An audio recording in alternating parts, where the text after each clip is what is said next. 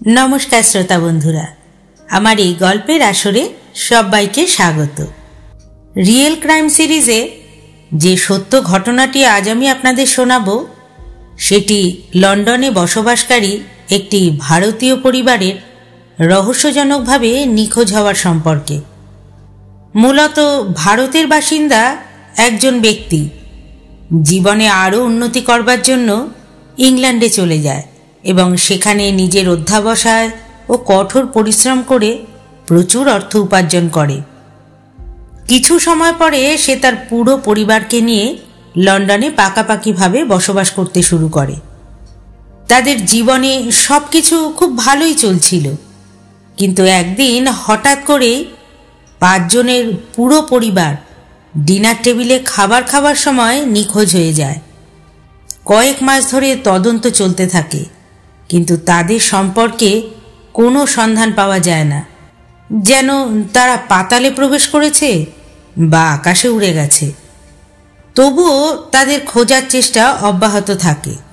শত শত পুলিশ কর্মী তাদের খোঁজার জন্য নিয়োজিত হয়।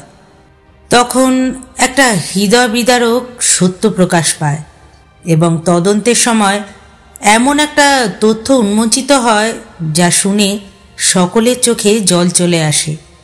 এর কারণ ওই 5 জনের নিরীহ পরিবারে 2 ছোট্ট শিশুও ছিল, যাদের মধ্যে বড় শিশুটির বয়স ছিল মাত্র 2 বছর এবং ছোটটির বয়স ছিল মাত্র 2 মাস। সকলের মনে একটাই প্রশ্ন ছিল যে ওই পুরো পরিবারটির সাথে কি এমন ঘটেছিল এবং এই সব কিছুর পিছনে কার হাত ছিল। পুরো ঘটনাটি জানার জন্য আমার সাথে ভিডিও শেষ পর্যন্ত থাকুন। গল্প শুরু করার আগে আপনাদের কাছে আমার অনুরোধ থাকবে, আমার চ্যানেলটিকে অবশ্যই সাবস্ক্রাইব করে নেবেন, যাতে সমাজে ঘটে যাওয়া এমন মর্মস্পর্শী ঘটনাগুলোর সাথে আপনারা পরিচিত হতে পারেন ও সতর্ক থাকতে পারেন। ভিডিওটিতে একটা লাইক করতে কিন্তু ভুলবেন না। আপনাদের একটা লাইকে আমি অনেক মোটিভেট হই। আর সময় নষ্ট না করে এখন চলুন আপনাদের এই ঘটনাটি সম্পর্কে বলি। এটি অমরজিৎ চৌহান নামে এক ব্যক্তি এবং তার পরিবারের ঘটনা। কয়েক বছর আগে অমরজিৎ চৌহান ভারত থেকে ব্রিটেনে যান এবং সেখানে গিয়ে তিনি একটি এক্সপোর্ট ইম্পোর্টের নিজস্ব কোম্পানি খোলেন।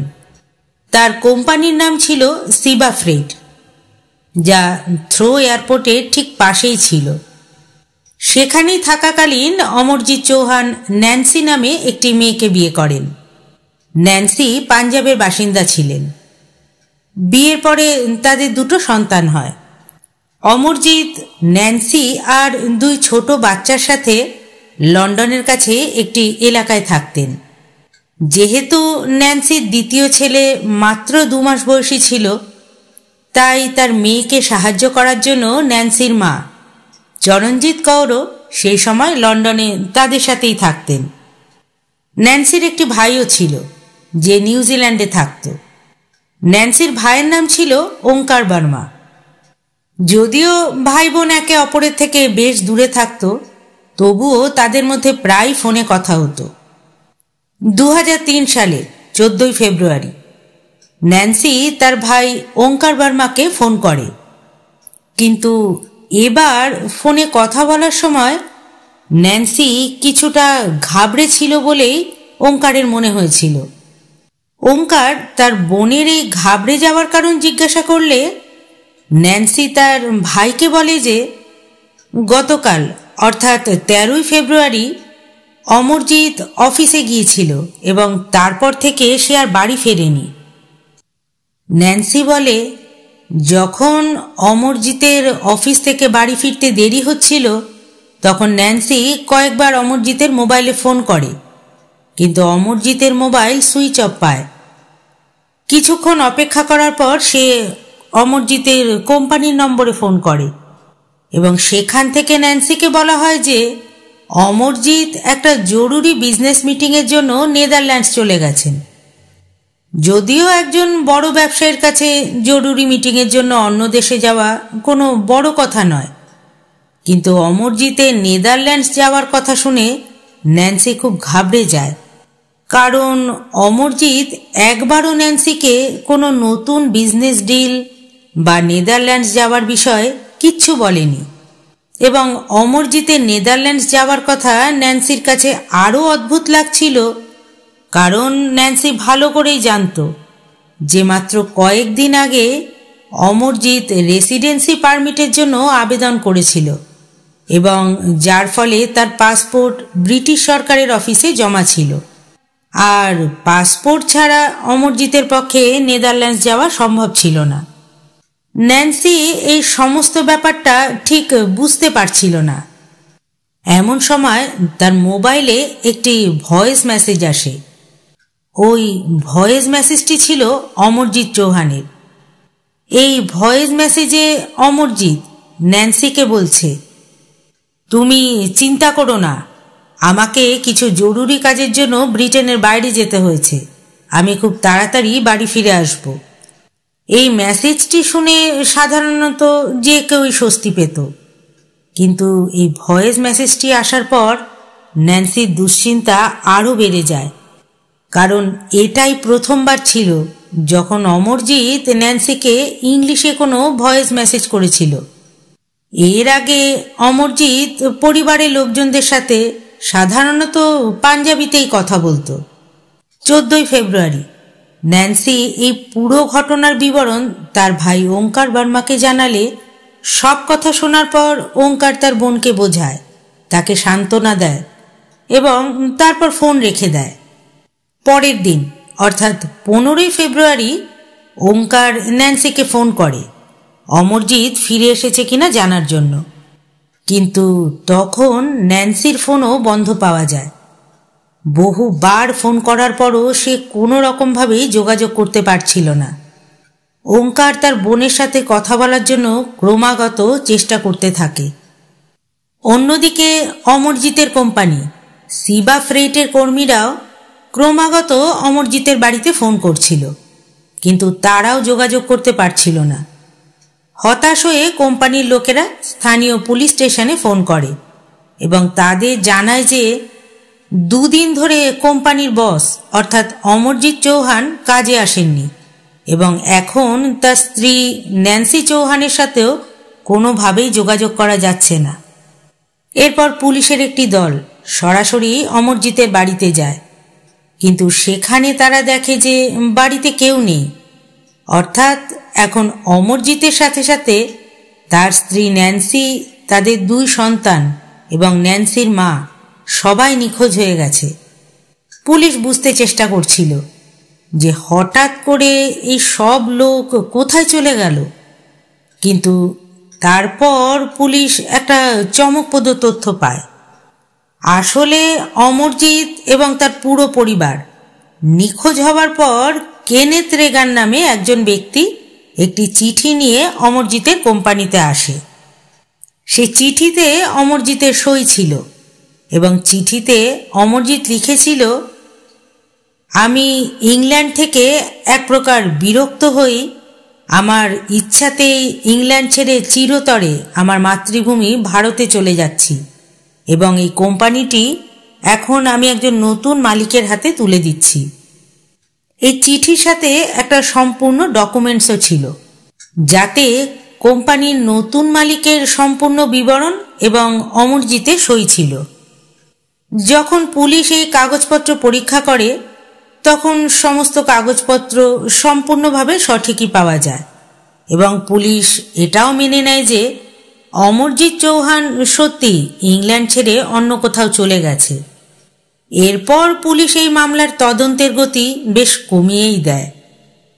অন্যদিকে চৌহান পরিবার নিখোঁজ হবার পর এখন প্রায় 6 সপ্তাহের বেশি সময় কেটে গিয়েছিল। এই সময়ের মধ্যে ইংল্যান্ডের স্থানীয় সংবাদপত্রে অমরজিৎ চৌহান সম্পর্কিত একটি খবর প্রকাশিত হয়, যাতে দাবি করা হয়েছিল যে অমরজিৎ ইদানিং প্রচণ্ডই আর্থিক সমস্যায় পড়েছিল, তাই সে চুপচাপ তার কোম্পানিটি বিক্রি করে দিয়ে ইংল্যান্ড ছেড়ে চলে গেছে। এখন পুলিশের পাশাপাশি অমরজিতের কোম্পানির কর্মীরা এবং তার আশেপাশের সব লোকজনও এই কথাই মেনে নিয়েছিল যে অমরজিৎ স্বইচ্ছায় ইংল্যান্ড ছেড়ে চলে গেছে। কিন্তু নিউজিল্যান্ডে থাকা ন্যান্সির ভাইয়ের পক্ষে না তো পুলিশের এই কথার বিশ্বাস করা বা হঠাৎ অমরজিতের ইংল্যান্ড ছেড়ে চলে যাওয়ার ব্যাখ্যা কোনোটাই বিশ্বাস করা সম্ভবপর হচ্ছিল না। তাই যখন পুলিশের তরফ থেকে এই মামলার সঠিকভাবে তদন্ত করা হচ্ছিল না, তখন শেষ পর্যন্ত 2003 সালের 5ই মার্চ ওঙ্কার বর্মা নিজেই নিউজিল্যান্ড থেকে সরাসরি ইংল্যান্ড চলে আসে। ইংল্যান্ডে এসে ওঙ্কার বর্মা ক্রমাগতই পুলিশের ওপর অমরজিৎকে খুঁজে বের করার জন্য চাপ দিতে থাকে। কিন্তু পুলিশ এই মামলায় বেশি মনোযোগ দিচ্ছিল না। এরপর ওঙ্কার বর্মা কিছু স্থানীয় লোকেদের সাথে মিলে পুলিশের বিরুদ্ধে প্রচার শুরু করে, যার ফলে এক প্রকার চাপে পড়েই পুলিশ আবার এই মামলার তদন্ত শুরু করতে বাধ্য হয়। এবার পুলিশ তদন্ত শুরু করে অমরজিতের বাড়ি থেকে। যদিও পুলিশের উচিত ছিল যে নিখোঁজ হওয়ার প্রথম দিনেই বাড়িতে গিয়ে তল্লাশি করা, কিন্তু এই তল্লাশি এখন প্রায় কয়েক সপ্তাহ পরে করা হচ্ছিল। পুলিশ যখন অমরজিতের বাড়িতে যায় তখন বাড়ির ভিতরের অবস্থা দেখে একবারও মনে হচ্ছিল না যে এই বাড়ির লোকেরা তাদের ইচ্ছাতেই এই বাড়ি ছেড়ে চলে গেছে, কারণ বাড়ির ভিতরে ওয়াশিং মেশিনে তখনও কাপড় পড়েছিল এবং কিছু খাবার দাবারও টেবিলের ওপর ছিল। অমরজিতের 2 সন্তানের জামা কাপড়ও তাদের ঘরে ছড়িয়ে ছিটিয়ে পড়েছিল।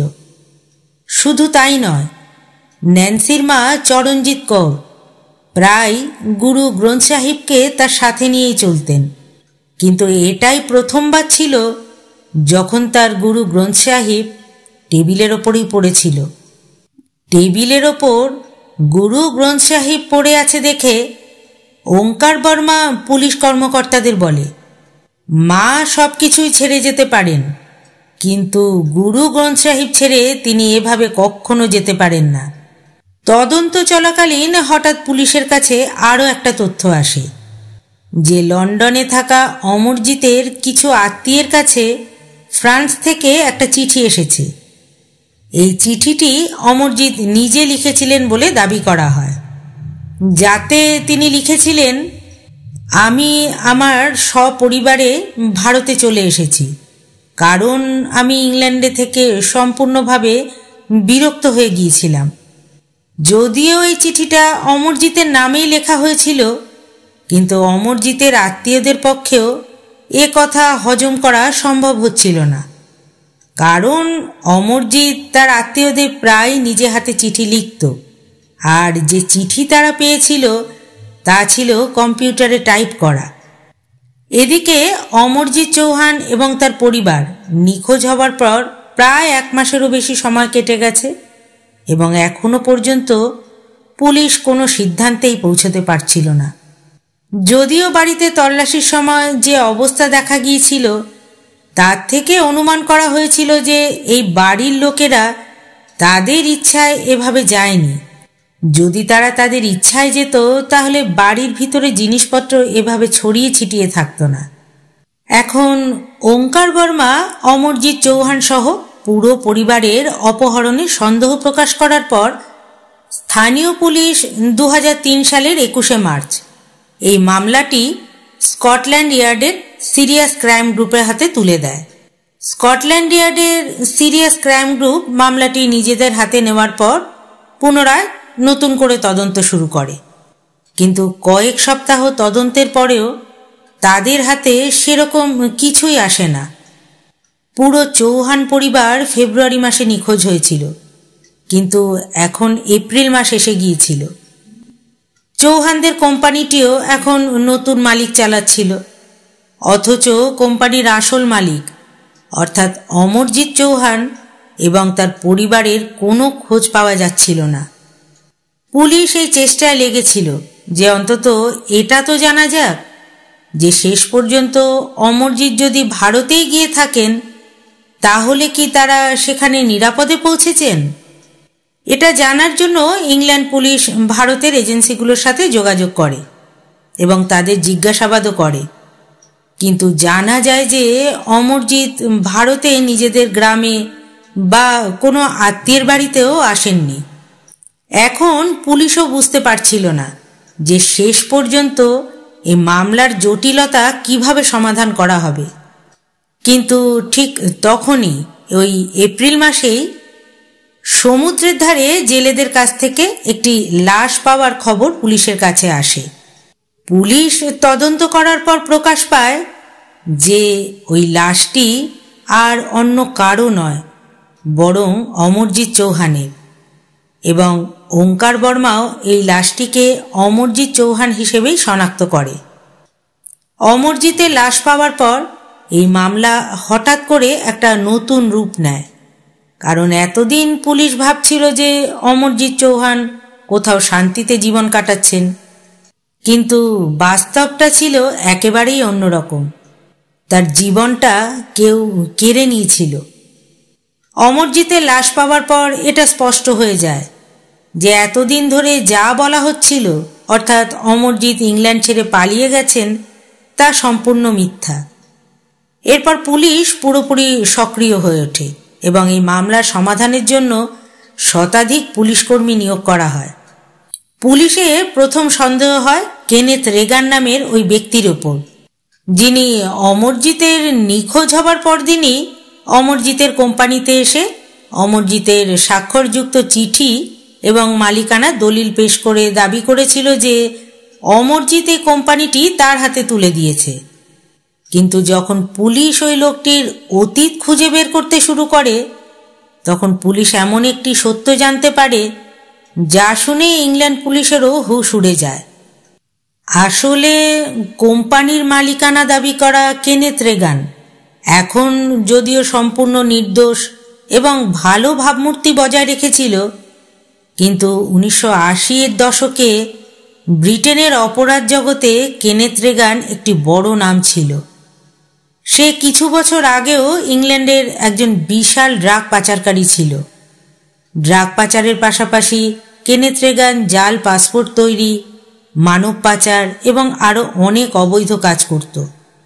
1998 সালে লন্ডন পুলিশ কেনেথ রেগানকে জাল পাসপোর্ট তৈরি এবং ড্রাগের ব্যবসা করতে গিয়ে রেড হ্যান্ডে গ্রেপ্তার করেছিল। কেনেথ রেগানের কাছ থেকে মাত্র 2-1 গ্রাম নয়, বরং পুরো 30 কিলোগ্রাম হেরোইন উদ্ধার করা হয়েছিল, যার মূল্য ছিল কোটি কোটি টাকা। এরপর কেনেথ রেগানের বিরুদ্ধে মামলা দায়ের করা হয় এবং আদালতে তার অপরাধ প্রমাণিত হওয়ার পর তাকে 20 বছরের জেলের সাজা দেওয়া হয়। কিন্তু জেলে থাকাকালীন কেনেথ রেগান পুলিশকে সরাসরি রাজসাক্ষী হওয়ার প্রস্তাব দেয় এবং বিনিময়ে সে তার সাজা কমানো শর্ত রাখে। পুলিশ কেনেথ রেগানের এই শর্ত মেনে নেয় এবং কেনেথ রেগানের দেওয়া তথ্য আর প্রমাণের ভিত্তিতে পুলিশ সমগ্র লন্ডন আর ব্রিটেনের অন্যান্য অনেক অঞ্চলে চলমান বড় ড্রাগ র্যাকেটের সন্ধান পায় এবং বিপুল সংখ্যক অপরাধীকে গ্রেপ্তার করে, এবং তাদের প্রতিশ্রুতি অনুযায়ী কেনেথ রেগানের সাজা 20 বছর থেকে কমিয়ে মাত্র 8 বছর করা হয়।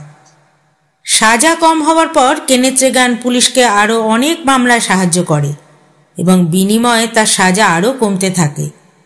শেষ পর্যন্ত কেনেথ রেগান মাত্র 3 বছর সাজা কাটিয়ে 2002 সালে জেল থেকে বেরিয়ে আসে। জেল থেকে বেরিয়ে আসার পর কেনেথ রেগানের আর্থিক অবস্থা খুবই খারাপ হয়ে গিয়েছিল এবং একজন সাজাপ্রাপ্ত অপরাধী হবার কারণে সে কোথাও কোনো কাজ পাচ্ছিল না। এমন সময় অমরজিৎ চৌহান কেনেথ রেগানের জন্য একজন ত্রাণকর্তা হিসেবে আসেন। আসলে অমরজিৎ প্রায় অসহায় লোকেদের তার কোম্পানিতে চাকরি দিত এবং কেনেথ রেগানও জেল থেকে বেরিয়ে আসার পর সম্পূর্ণ অসহায় ছিল। তার কাছে না ছিল খাবার টাকা, না ছিল কোনো কাজ।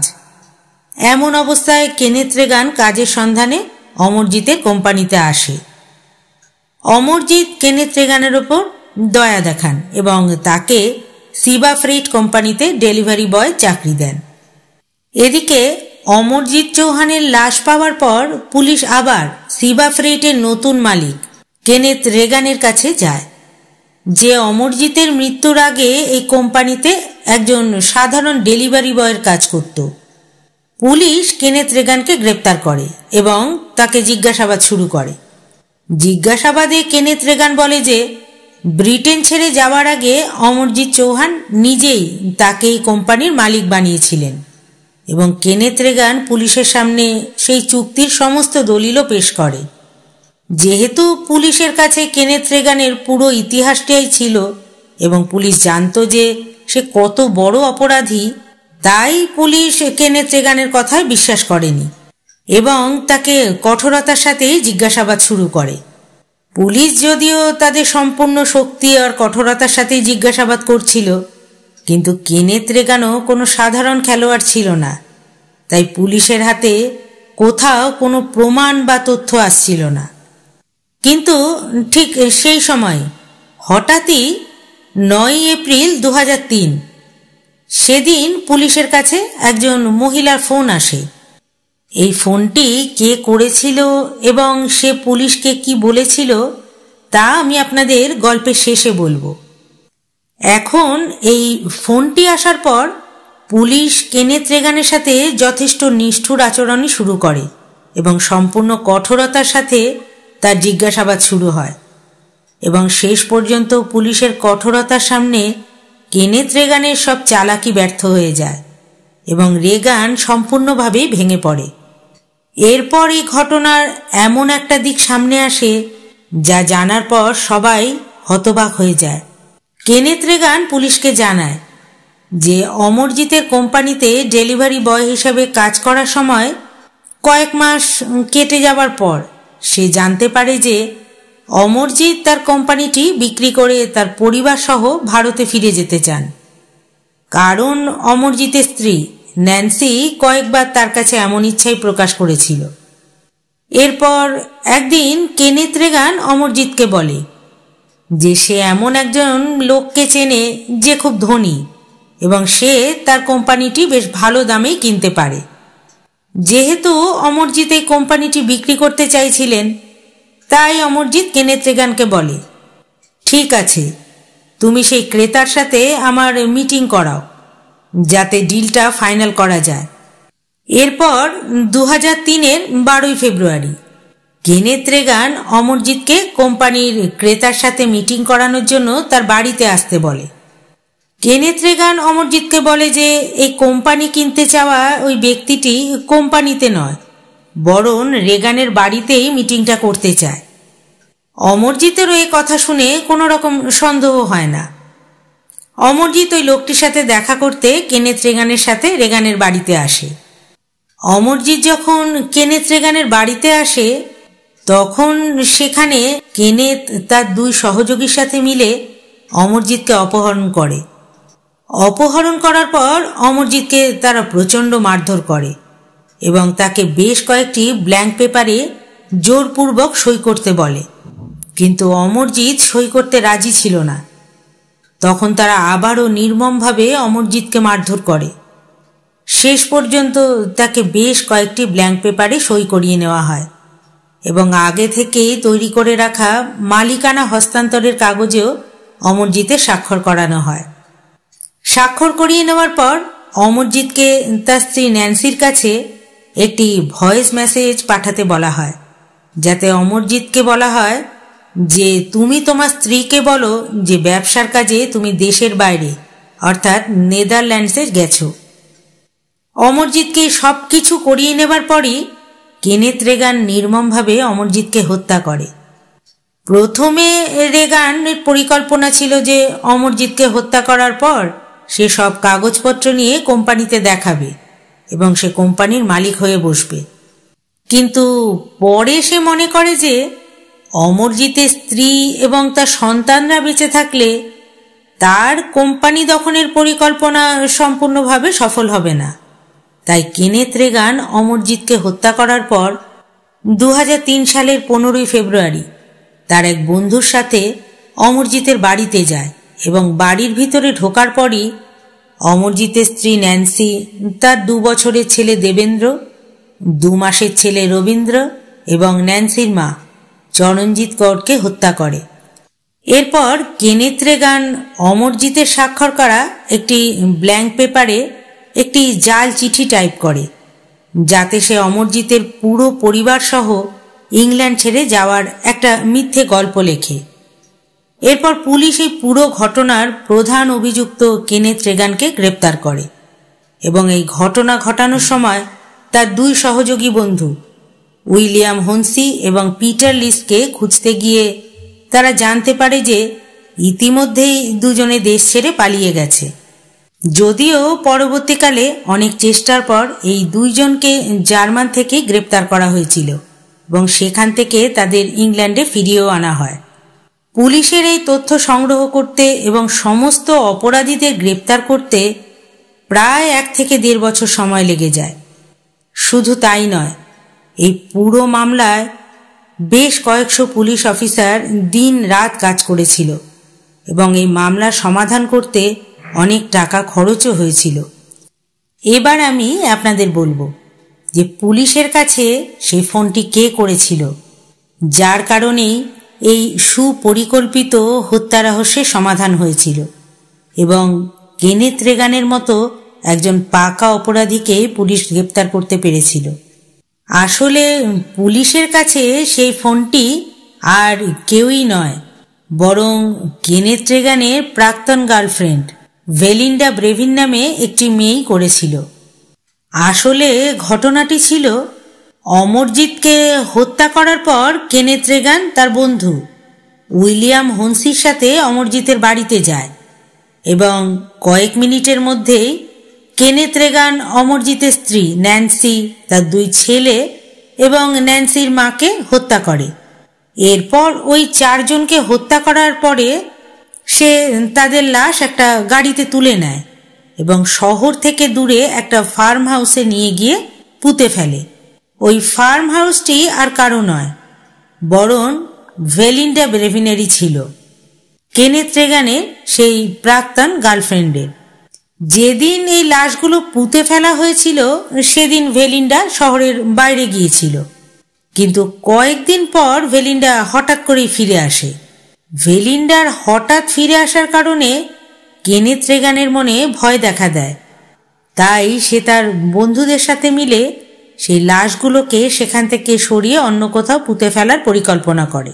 পরিকল্পনা অনুযায়ী একদিন ভেলিন্ডা ব্রেভিন যখন কোথাও বাইরে গিয়েছিল, তখন কেনেথ রেগান তার সহযোগীদের সাথে মিলে আবার সেই ফার্ম হাউসে আসে এবং মাটি খুঁড়ে সেই 5 জনের লাশ সেখান থেকে বের করে গাড়িতে তুলে নেয়।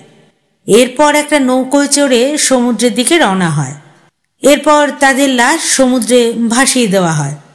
কিন্তু যখন কেনেথ রেগান এই সমস্ত কর্মকাণ্ড করছিল, তখন ভেলিন্ডা ব্রেভিন তার ফার্ম হাউসে ফিরে এসেছিল এবং ফিরে এসে ওই লোকগুলোকে মাটি খুঁড়তে দেখে ভেলিন্ডার মনে সন্দেহ জাগে। সে সেখানে লুকিয়ে থেকে তাদের কাজকর্ম দেখতে থাকে এবং বেশ কয়েকজন মানুষের লাশ দেখে ভেলিন্ডা পুলিশকে সঙ্গে সঙ্গে ফোন করে এবং সমস্ত তথ্য পুলিশকে জানিয়ে দেয়। এরপরই পুলিশ কেনেথ রেগানকে গ্রেপ্তার করে জিজ্ঞাসাবাদ শুরু করে। একই সাথে প্রমাণ সংগ্রহ করার প্রক্রিয়াও শুরু করে। এখন পুলিশের সামনে এই হত্যার মোটিভ বের করাও একটা বড় চ্যালেঞ্জ ছিল। তদন্ত এবং জিজ্ঞাসাবাদে প্রকাশ পায় যে আসলে কেনেথ রেগান যদিও জেল থেকে মুক্তি পেয়েছিল, কিন্তু সে আবারও ড্রাগ পাচারের ব্যবসা শুরু করতে চাইছিল। এখন পাচারের জন্য তার এমন একটা কোম্পানি প্রয়োজন ছিল যার আড়ালে সে ড্রাগ আমদানি করতে পারে। এবং যখন কেনেথ জানতে পারে যে অমরজিৎ তার কোম্পানিটি বিক্রি করতে চাইছে, তখন সে প্রথমে নিজেকে অসহায় বলে দাবি করে অমরজিতের কোম্পানিতে ডেলিভারি বয় চাকরি নেয়। এরপর অমরজিতের কোম্পানির জন্য একটা জাল ক্রেতাও তৈরি করে এবং মিটিংয়ের অজুহাতে অমরজিৎকে তার বাড়িতে ডেকে এনে প্রথমে তাকে অপহরণ করে, তারপর জাল কাগজে সই করিয়ে তার কোম্পানিটি দখল নেওয়ার পর তাকে হত্যা করে। এরপর সব প্রমাণ মুছে ফেলার জন্য অমরজিতের পুরো পরিবারকেও হত্যা করে। কেনেথ রেগান আগেও এই ধরনের অপরাধ বহুবার করেছিল এবং সে প্রতিবারই পুলিশের হাত থেকে বেঁচে যেতে সফলও হয়েছিল। তাই এবারও সে সম্পূর্ণ বিশ্বাস রেখেছিল যে এবারও সে বেঁচে যাবে। কিন্তু এবার সে ধরা পড়ে এবং যখন পুলিশ সব প্রমাণ আর সাক্ষী সংগ্রহ করে তখন 2004 সালের নভেম্বর মাসে সমস্ত অভিযুক্তদের বিরুদ্ধে 5 জনের হত্যা এবং অপহরণ সহ বিভিন্ন ধারায় মামলা দায়ের করার পর মামলার শুনানি শুরু হয়। শুনানি সম্পূর্ণ হওয়ার পর 2005 সালের এপ্রিল মাসে আদালত এই হত্যাকাণ্ডের মূল হোতা কেনেথ রেগান এবং তার বন্ধু উইলিয়াম হন্সিকে অমরজিৎ চৌহানের পরিবারের সমস্ত সদস্যকে হত্যার অপরাধে যাবজ্জীবন কারাদণ্ডের সাজা দেয়। অন্যদিকে তৃতীয় অভিযুক্ত পিটার লিসকে অমরজিৎ চৌহানের হত্যার দায়ে দোষী সাব্যস্ত করে 23 বছরের সশ্রম কারাদণ্ড দেওয়া হয়। আপনাদের আগেই জানিয়েছিলাম 2003 সালের এপ্রিল মাসে সর্বপ্রথম অমরজিৎ চৌহানের লাশ পাওয়া গিয়েছিল। এরপর জুলাই মাসে অমরজিতের স্ত্রী ন্যান্সিরও লাশ পাওয়া যায়। এরপর 2003 সালের নভেম্বর মাসে ন্যান্সির মা চরণজিৎ কৌরের লাশও ওই একই সমুদ্রের তীরে পাওয়া গিয়েছিল। কিন্তু অমরজিতের সেই 2 নিরীহ শিশুর লাশ কখনোই পাওয়া যায়নি। এই ছিল অমরজিৎ চৌহান আর তার পুরো পরিবারের নিখোঁজ হওয়ার কাহিনী। এই পুরো ঘটনাটি শোনার পর এই ঘটনা সম্পর্কে আপনাদের কি মতামত তা অবশ্যই কিন্তু আমায় কমেন্ট করে জানাবেন। আমি আশা করব এই মর্মস্পর্শী ঘটনাটি নিশ্চয়ই আপনাদের আরও সচেতন করবে, আরও সতর্ক করবে। আমার উপস্থাপনা যদি আপনাদের ভালো লেগে থাকে তবে ভিডিওটি কিন্তু লাইক করবেন এবং শেয়ার করবেন, আর চ্যানেলটি সাবস্ক্রাইব করে আমার পাশে থেকে আমায় সহযোগিতা করবেন। আবার কথা হবে পরের ভিডিওতে। ধন্যবাদ।